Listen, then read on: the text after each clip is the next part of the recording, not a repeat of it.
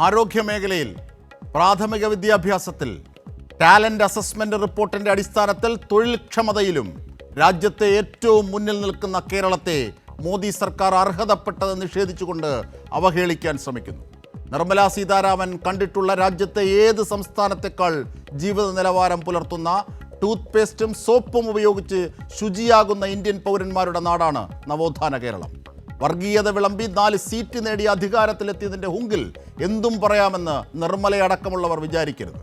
നോക്കുകൂലി എന്ന കേരളം തുടച്ചു മാറ്റിയ കഥ പറഞ്ഞ് മണിപ്പൂരിലെ പ്രശ്നങ്ങൾക്ക്, പ്രതിസന്ധികൾക്ക്, ആളെ കൊല്ലുന്ന നടപടികൾക്ക് പരിച തീർക്കാതെ കണ്ണു തുറന്നു നോക്കണം കേരളത്തിലേക്ക്.